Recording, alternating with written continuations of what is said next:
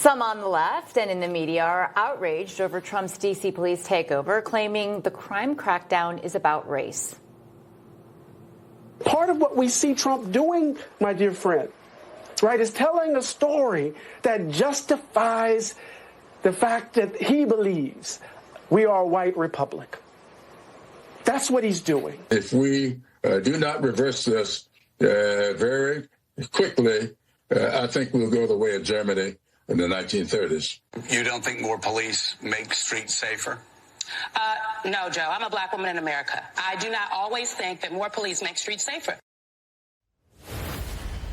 For a reaction, let's bring in former NFL player for the Minnesota Vikings and federal commissioner for the Commission of Social Status of Black Men and Boys, Jack Brewer.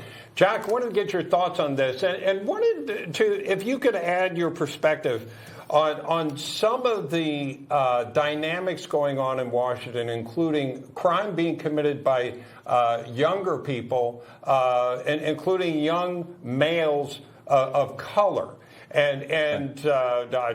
I haven't done the social study, but it's definitely a phenomenon that's going on right now. I wanted to get your thoughts. Yeah, well, I have done the social study, and I also run programs. We have almost 500 youthful offenders in our program, men that have carjacked, men that have robbed, men that have murdered and raped and done all of the above. And they did those crimes, some of them as young as 13, 14, 15 years old. And so I understand the psyche. I understand what's going on in the streets of Washington, D.C., where you see a 547% increase in carjackings, meaning that young boys, and half of those carjackings were juveniles, 14, 15 years old, some even as young as 12, walking up to cars at gunpoint, bringing people out of their car. And so if you did that in the state of Florida and I was in a car, I'd shoot you. And so that's the reality that we're living with. But I think when you start to look at the deep issues that are the cause of that, it's fatherlessness. The vast majority of these kids are fatherless. They don't have a positive male influence in their lives. In addition to that, they don't have a fear of God.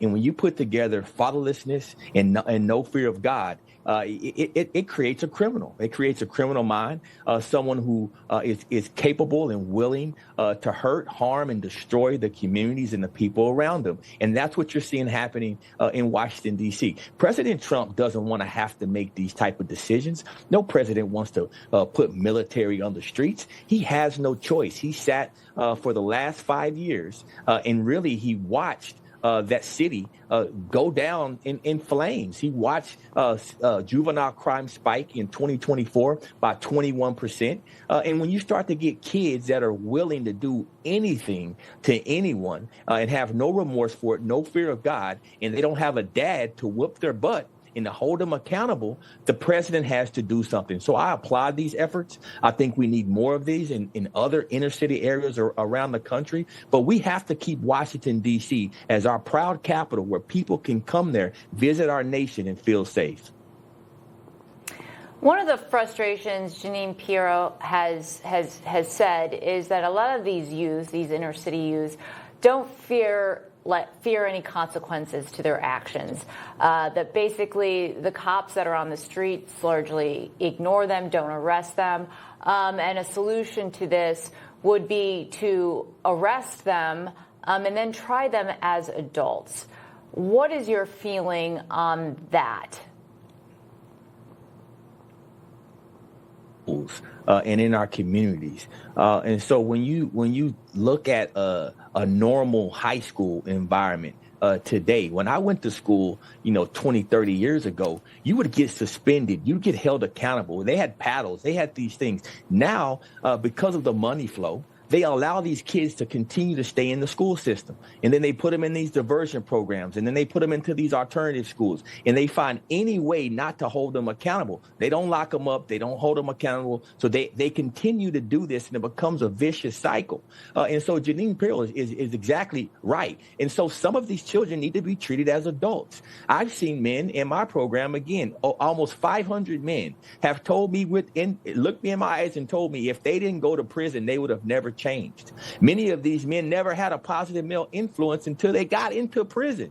And so it's so important that we remember that our criminal justice system needs to be there to rehabilitate people, needs to be there to hold people accountable. And you can't hold a juvenile that's lost their mind accountable if you don't put them in jail, if you don't lock them up and put them in a confined environment where they realize that there's consequence for their actions. I've seen it time and time again, and you have to hold people accountable, and you have to show people the right way and give them and let them see the right path. And so many of our youth today just don't have that. They're growing up in the streets. They're listening to this music that's incentivizing them to do it. They're watching movies and videos that it's incentivizing them to do it, and they don't have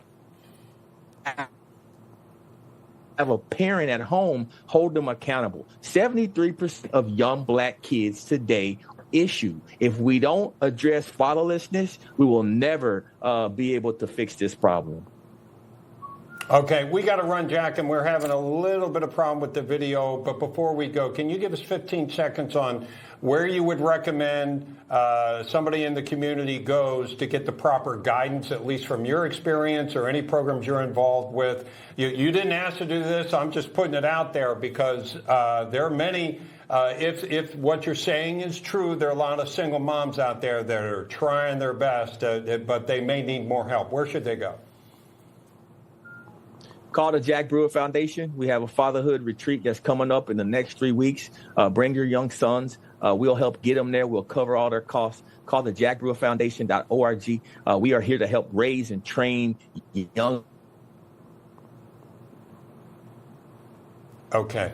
The Jack Brewer Foundation, again, we're having some problems there, but Jack Brewer, thank you so much for your thoughts and guidance for people.